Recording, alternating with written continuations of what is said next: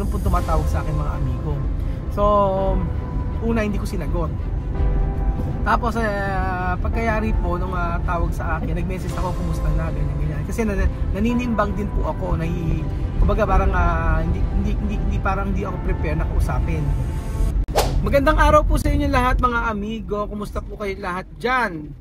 Sawadee kapung ka. Isang taong ganito tayo mga amigo. Sana naman mabago naman. Pagka sa Japan tayo, konnichiwa. Ano ba? Pagka Japan ba ano? Arigato. Arigato gozaimasu. Good evening yun. Ano ba? Gozaimasu. Arigato. Good evening. Arigato. Arigato lang. Arigato. Arigato. No. Arigato. Arigato konnichiwa. Sayonara. Konnichiwa. Ano ba alam mo yun? Ano? Arigato konnichiwa. Arigato konnichiwa. O yan, pag sa Japan mga amigo. Yan. Namaste India. Namaste India. Di ba ganun yun? Ay, gusto ko, alam mo, gusto ko nga pong makapunta ng India eh. Mura sa India. Oo, mura sa India. Sabi ko nga, ay, gusto kong iyan ako sa Mura, makita mo sa India. Sa India, makita mo. Maganda sa India mga amigo kasi Makita mo.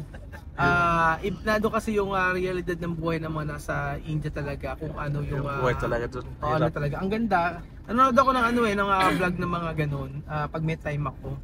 Pero sa ngayon kasi hindi muna ako nakakapanood kasi nga busy po tayo. So ayun po mga amigo, I just want to encourage every one of us na mag-travel po kayo. Mag-travel dahil hangga't bata po kayo ay may experience niyo po yung ganung opportunity para po sa inyo. Hindi naman kailangan na mahal yung mahal. Pwede kayong mag-DIY. Marami pong actually sa totoo lang, mas mura po mga amigo ang mag-travel sa ibang bansa kumpara sa Pilipinas. Alam niyo po yung travel namin sa Palawan, ang laki po nung naubos ko doon. At sa Cebu yung kay Mami Cookie po. Sobrang mahal po naubos natin doon. Kasi, ewan ko, ba't ang mahal dito sa Pilipinas? Pero bakit nung sa Thailand kami, magkano lang yung naubos namin? Tapos, hanap po kayo isipin nyo, pupunta kayo ng Cebu, punta kayo ng Palawan. Tapos, hindi ko naman dinidiscourage kayo na pumunta doon. Ang sabi ko lang, yung based on my experience, na nagpunta ako ng Cebu, nagpunta ng Palawan, pero ang laki na naubos. Bakit? Kasi ang mamahal ng pagkain. Buko sa Boracay, magkano? 250? 300. Samantala pumunta ka ng Thailand, ang buko doon, 20 baht. 40 pesos, di ba?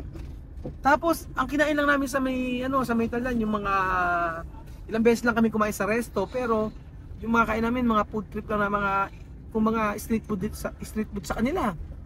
Ganon, tapos yung mga lilibutan, yung taxi, ang mura-mura ng mga taxi doon, yung mga pag nag-grab kayo, napakamura. Tapos malilibutan nyo na lahat. Kaya pala ang daming bumabalik sa Thailand dahil doon. Kaya masasabi ko lang, sawadee kapung ka. Ayun po mga amigo. Anyway mga kababayan ko, alam nyo pa ninang maga, nagulat ako. Habang nagkakape ako mga amigo at ako maliligo, bago maligo, biglang tumatawag sa akin. Meron po tumatawag sa akin mga amigo. So, una hindi ko sinagot. Tapos pagkayari po nung tawag sa akin, nag-message ako kumusta na ganyan. Kasi naninimbang din po ako, kumbaga parang hindi ako prepare na kausapin. Alam niyo sino tumatawag sa akin mga amigo?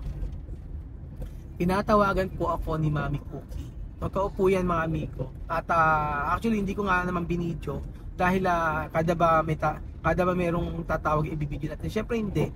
So sabi nga niya, Orwell, huwag mo muna ako i-video ha. Sabi niya sa akin gano'n. Sa kalagitnaan ng namin, ng pag-uusap namin, sabi niya, sabi ko, hindi ka ako. Sabi ko, kasi ang pangit-pangit ko ngayon, sabi ni Mami Cookie. Hindi, sino masabing pangit sa'yo sa edad mo, Mami Cookie? Magsi-60 na kasi siya. So tumawag sa akin, sabi ko, Mami Cookie, nagtatampo ko sa'yo. Sabi ko sa kanya, sabi niya, bakit?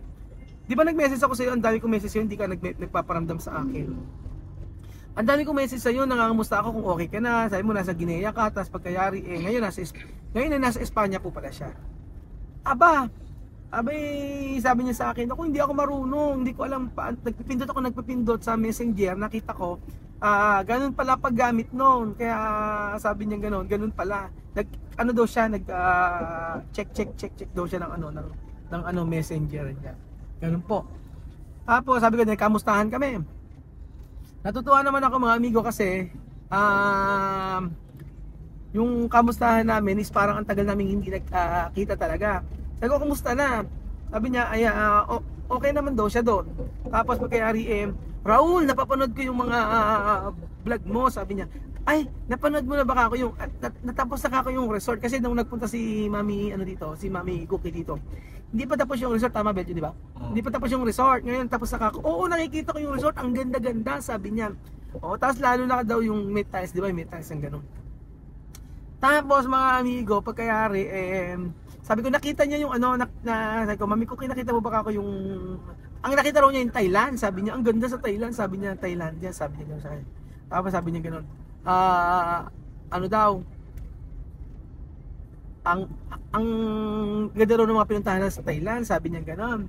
Tapos sabi niya sa akin ganun, Raul, ano nangyari sa mukha mo? Ay, pinakita ko, Mami Cookie, nakita mo yung mukha ko.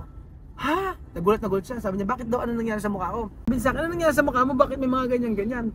Tapos sabi ko gano'n sa kanya, di ba nagpunta tayo sa may Brolens ako dati, nagpatanggal ka ng mga wart? Sabi ko, gano'n din ka ako yun. Sabi niya, Raul, magkano ba yung naubos mo no? Sabi niya ako, kinumpit ko. Nagulat siya, napakamura daw kasi doon nga sa Spain, mahal doon.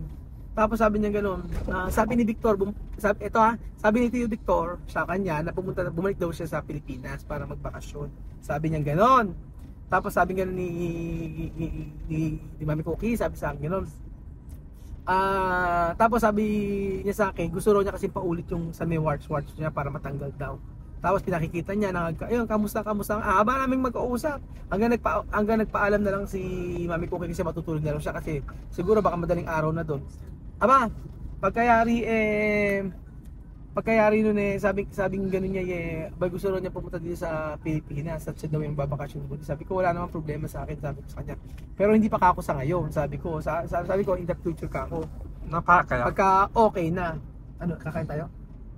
Ano kakain?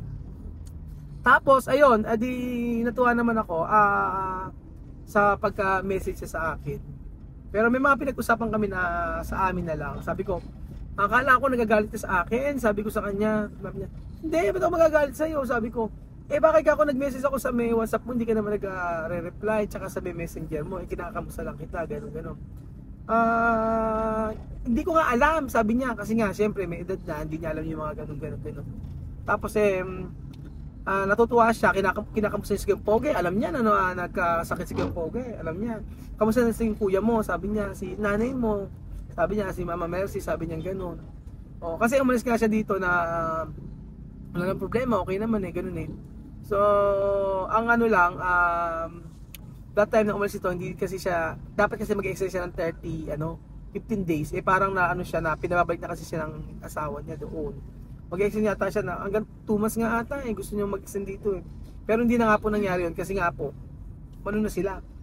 Pinapabalik na siya ng asawa kasi nga kailangan niya nang bumalik doon. So yun, after ilang months nagkausap din kami. The last time na nagkausap kami, okay naman okay naman, doon na nga siya sa Ginaya, nagkausap sila ni DM sa Mame doon.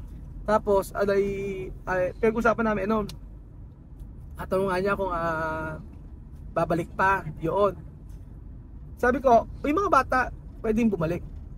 Pero ako siya kakoy, hindi ganoon. Hindi ganoon kako kadali, sabi niya. Kasi sabi niya, hindi dapat maunawaan daw kasi ng nanay na yung ginagawa ko daw na pagba-vlog isa para sa kanila din, sabi ganoon. Kasi si Mami Cookie alam niya, alam niya about sa vlogging, ganyan. Pero walang issue sa kanya, walang problema sa kanya. Yung mga ganyan sa pagba-vlog natin, yung mga ganyan. Yun. So, ayun po mga amigo, maganda yung gising natin kasi nakausap natin. Kasi tinuring natin na parang family yan si Mami Cookie. So, kahit ano pa man yung mangyari, mag-uusap pa rin naman. Wala namang kasi dapat na lang, nagwo-worry lang ako kasi ang dami kong message sa WhatsApp, hindi siya nagre-reply. Tapos, pagkayari sa Messenger, alam niya yung na nag-message ako sa kanya pero hindi niya nakikita. Malamang hindi nga niya alam yung tingin ko. Kasi may mga nanay, tsaka talaga pagka hindi ka talaga alam sa cellphone, hindi mo alam kasi yung sa CCTV nga nila So, ayun po mga amigo, nangihinayang siya kasi nakabalik na nga yung mga bata. Kasi nga maraming pagbabago yung sa mga bata. Maraming pagbabago. Oo. Maraming nangyari dito. Siyempre, ang pinakamatinding binitawan niya, now, alam niya na yung realidad na buhay sa Guinea. Kaya siya gustong bumalik yan sa Pilipinas. Oo. So, ayun po mga amigo, thank you so much po sa panonood ng episode dito at God bless po.